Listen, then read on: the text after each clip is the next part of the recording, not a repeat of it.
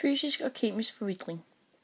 Den fysiske forvitring er den, der nedbryder bjergarten uden en kemisk ændring. For eksempel isen kører hen over stenen og nedbryder den. Frostsprængninger er, når vand siver ned i en sten, og når vandet så fryser til is, udvider den sig, og stenen sprænges. Den kemiske forvitring ændrer bjergartens komposition. Der nedbrydes og skabes nye bindinger. Der er flere typer, blandt andet salt plus vand indeholdende kulsyre, der tilsammen giver saltsyre, som nedbryder specielt sedimentære bjergarter. De kemiske typer af nedbrydninger går hurtigere i varmt klima, for jo højere temperaturen er, jo hurtigere reaktionshastighed. En anden kemisk nedbrydning er rust. Mineralerne og egenskaberne i Svanike-granit er kvarts, lys feldspat, biotit og mørke mineraler.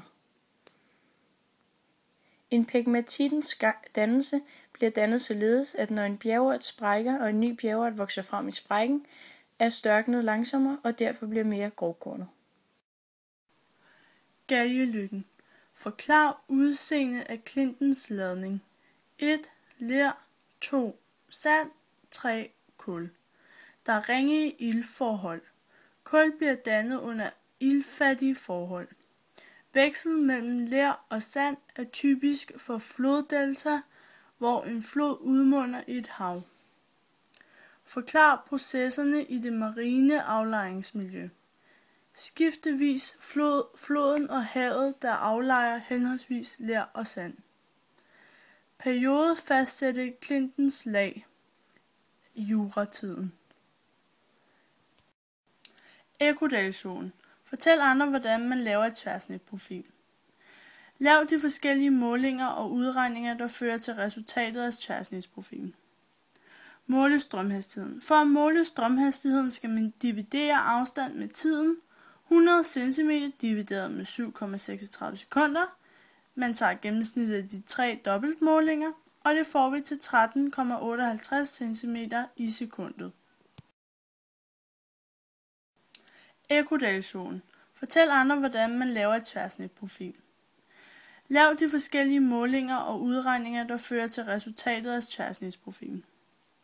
Måle strømhastigheden. For at måle strømhastigheden skal man dividere afstand med tiden. 100 cm divideret med 7,36 sekunder. Man tager gennemsnittet af de 3 dobbeltmålinger, og det får vi til 13,58 cm i sekundet. Forklar sprækkedalens dannelse. Et jordskælv førte til en sprække i en bjergart, som herefter fyldtes med en ny bjergart, som blev forvitret, nedbrudt, og dertil kom så en dal imellem de to bjergarter. Forklar diabasens dannelse. Prækambrium omkring Bornholms dannelse, hovedsageligt mørke mineraler, fylder en sprække, som en vulkan har dannet. De mørke mineraler, altså basalt, er lettere nedbrydelige. På det tidspunkt kommer man ned til den gamle overflade. Den er mere modstandsdygtig. Diabasens dannelse er en følge af denne sprække. Læså.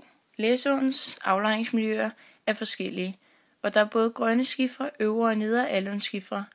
Det er et iltfattigt miljø, da der er meget organisk materiale i stenene.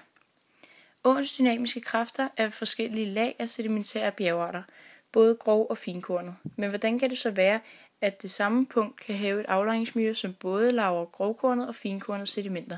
Det er på grund af, at det er på samme sted, men det er så forskellige sedimenter. Vandets dynamiske kræfter hænger sammen med aflejringerne. Når vandet løber langsomt, aflejres der sedimenter. Skiferne med de fine lerpartikler aflejres, når vandet er i ro og på dybereliggende havområder. Det samme sted, som dette hav har sedimenteret fine partikler.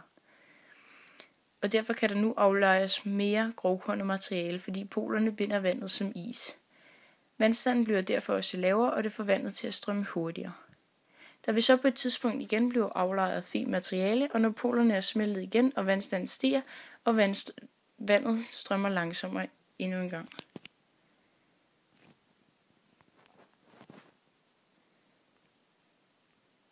Hvis man skal redegøre for klimatiske betingelser i nedre Kambrium og knytte det til sedimentære aflejringer i sedimenternes fossiler, så mener man, at der muligvis har været tale om en istid, da vandstanden er faldet, og det kan have noget med at gøre, at polerne har bundet vandet, altså frosset vandet til is.